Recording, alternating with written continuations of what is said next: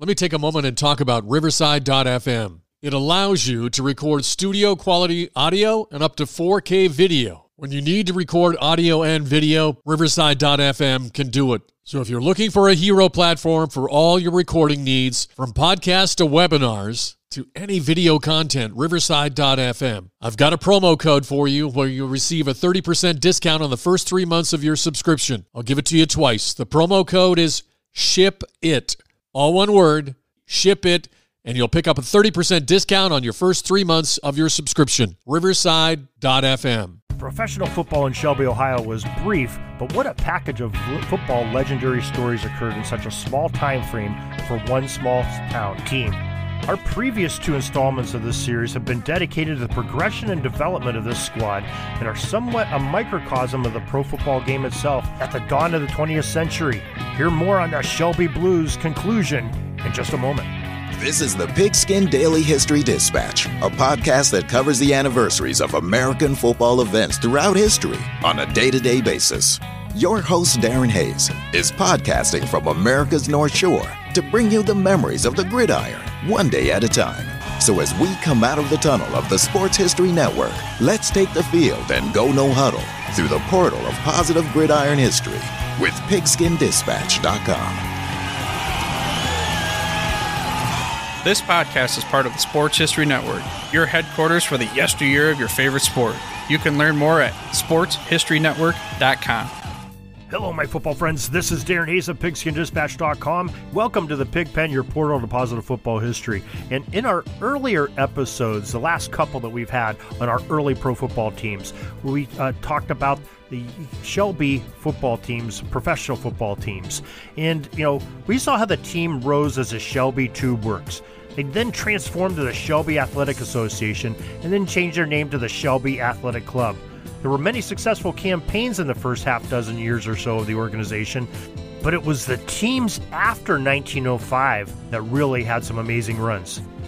But if you remember, the name of the Blues came about loosely because of the color of their jerseys up until 1904, but right around 1905, it was starting to become the proper title of the team.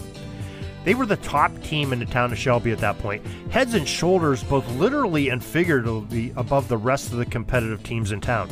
The team had a decent season in 1905, but according to the sparse records found, the Blues did not have a good enough record to contend for the Ohio State title. Massillon and Canton athletic clubs were the teams to beat that year. And there's an interesting tidbit that we will get into more detail later. But take note, there was a young player in 1905 that always wore a nose guard during game days called Jimmy Murphy that joined the roster. We'll get to his interesting story in a moment. But one sad story about the team does surface about their star player, Charles Follis. Now, if you remember back to earlier episodes of early pro football teams, and we've also talked about him on our football history headlines, Charles Follis, who's also known as the Black Cyclone, was the first African-American player to be signed to a football contract, a pro football contract.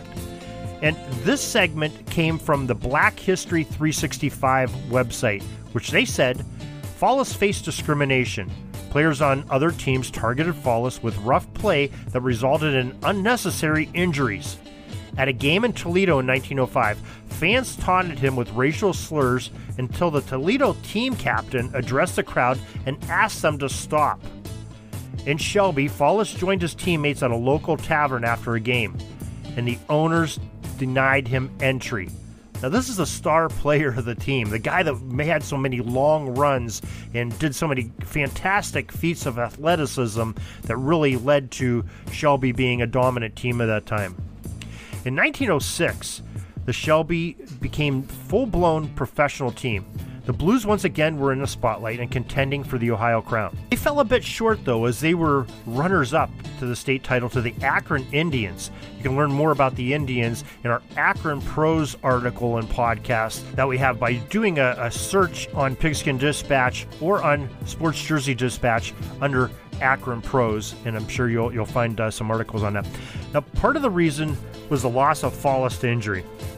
Now, Charles missed the early part of the season due to a health issue. However, he did return in the second half of the 1906 season, and he was making a difference. But finally, on Thanksgiving Day, 1906, while playing against the Franklin Athletic Club of Cleveland, Follis suffered another injury. This time it was so severe that it ended his playing career. It was a huge loss for the Blues and their title hopes that season. The team was seemingly slipped back into mediocrity in the next few years without their star player, the Black Cyclone. But then they put together another roster a few seasons later that would change everything once again. Now let's refer back to that guy, Jimmy Murphy, we talked about just a little bit ago. Well, come to find out, after just a few games in 1905, the Cleveland Plain Dealer revealed that old Murph was really Peggy Perrott, a star baseball, basketball, and football star from nearby Case University in disguise. That's why he wore that nose piece and changed his name. Soon afterward, Perrott was called into questioning by the chairman of the Case University Athletic Board, Professor Arthur S. Wright, and during that investigation, it was learned that Perrott, by an open admission, he admitted to breaking the amateur code of athletics and played professionally. He got paid for playing for the Blues, but he was also still at Case Western University, or Case University at the time. Star player was then barred from all further intercollegiate play at Case and any other team in college athletics because of his involvement with Shelby. So he briefly terminated all association with Shelby and ended up not being able to play collegiately. He went and played for Lorain, Ohio's football club for the next year or two, and then spent a couple seasons in Massillon with the Massillon Tigers. According to a Wikipedia article, it says, Perrott thus became the first college football star to be disciplined by a school for moonlighting as a professional football player. Several other college players had secretly played professional football, but they always denied the charges when questioned. However, Case still awarded Peggy with his varsity letter, citing his invaluable leadership on and off the field during the major part of the 1905 football season. He also made All-Ohio honors for 1905 and was allowed to coach the college's baseball team after being stripped of the capacity due to the scandal. After graduating from Case in 1906, Perrott was offered the head football coaching job at Marietta College. However, he turned it down to continue his professional playing career. In 1909, however, Peggy was an assistant football coach at Case while he was also playing for the Shelby Blues. Now, so Perrott's story of returning to Shelby is a big reflection of what the Blues were doing. He returned to the Blues at some point just before the 1908 season, and Peggy really committed to the squad. He played his first pro game with a few years earlier, as he became the owner of the franchise with a financial investment and by helping to organize the team. He also became a player coach for Shelby right out about the time he helped the team bring in some very talented players. In 1908, the team went undefeated but finished in a tie with the Akron Indians for the state title claim. A year later, in 1909, the Indians and Blues again would tangle for the Ohio dominance. Akron, though, proved to be the better team that season by defeating the Blues 13-9 in a game they played against each other, claiming the Ohio State Championship title for 1909. They were so close, and Perrott knew it for the next season. Peggy went into some heavy recruiting of Ohio football players and signed a bunch of them, and Akron and Shelby in 1910 were still the top teams in the land, but this time the Blues overpowered their top competitor twice, in a 16-6 finale and 8-5 victory later in the season. These wins, along with dismantling of every other opponent, helped Shelby take the state football championship of Ohio for 1910. The 1911 season again saw Shelby's 11 as the team to beat. Peggy Perrott used the same plan of attack and recruited top players for the 1911 season, and once again, Shelby knocked around Akron twice by the score of 6-0 and 3-0. The 1911 title game came down to the new old foe as the Blues were to face a revival of the Canton Bulldogs, who that season called themselves the Canton Professionals. A Wikipedia post helps clarify that. The Blues won the game when Canton forfeited the title to Shelby after a heated dispute over an offsides ruling. According to many reports, Perrott was willing to compromise with Canton over the official's call. However, Canton's captain, Harry Turner, was so upset that he called his team off the field and refused to continue the game. Immediately after the game, Turner vowed to give up football because of the call. However, Turner wanted so badly to beat Perrott that he returned to play for Canton for the next 3 seasons. In 1912, Perrott left the team to work with the Akron Indians as a larger market would put more money in his pocket than Shelby could. With the departure of Perrott, it seemed that the good fortunes of the Shelby Blues left with him. Oh, they competed for almost a decade later, but never could they climb to the top of the pro teams to compete for the Ohio State title again. They stayed as an active participant with other teams in Ohio through the 1919 season, and when most others joined the American Professional Football Association in 1920, Shelby did not, but they still scheduled games with many of the new league's teams. Now, pro football was changing, and the dawning of a new era seemed to claim Shelby as one of its victims of success. In 1921, the team suspended operations.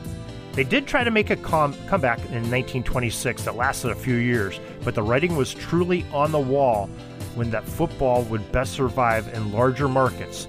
And Shelby, Ohio, well, they just weren't quite large enough to support a team that would be playing in professional football with the likes of some of the big teams that were coming up in the new NFL. The APFA, remember, turned into the NFL after 2 seasons in 1922. So that is our story on Shelby football. This is the conclusion of that 3-part series that started with the Shelby Athletic Association, transformed the Shelby Athletic Club, and now the Shelby Blues, and some great champions of pro football of the mythical Ohio League, which transformed them into being the best team in football for that era. There was a good 4 or 5 years where they won the championship, and many others where they contended for it. A great story and a great reflection of professional football of that early 20th century. We hope you enjoyed this, and we hope you'll tune back next week for some more early pro football. As a matter of fact, you can go back in our archives, check out all the great articles we have. We're covering a lot of early pro teams, and we hope that you'll enjoy those and listen to them. As well as every single day, we have a podcast coming up to you on pro football history, and we hope you'll like that too. Catch us on pigskindispatch.com, your favorite podcast provider, or on the Sports History Network. Until tomorrow and next week, everybody, have a great Gridiron Day. That's all the football history we have today, folks. Join us back tomorrow for more of your football history.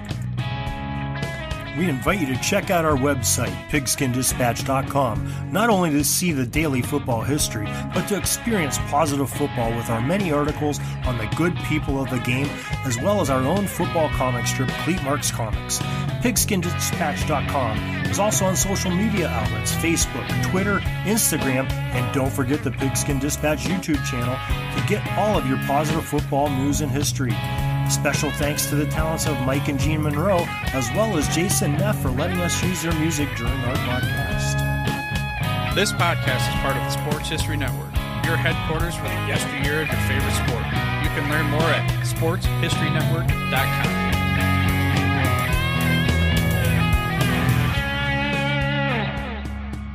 Are you having a hard time figuring out what to get Dad for Father's Day? You should check out Row 1 Brand's Vintage Pictorum Gallery. They have America's best sports art. With over 7,200 historic sports prints, you're assured to find something unique for Dad this Father's Day. Instead of a boring old tie, get him a historic baseball photo taken by Henry High Sandom at the historic Polo Grounds Stadium in New York City during the 1894 Temple Cup. Or, if he's an NFL buff, check out the 1963 vintage NFL poster. These are so good looking that you'll be amazed how they turn out.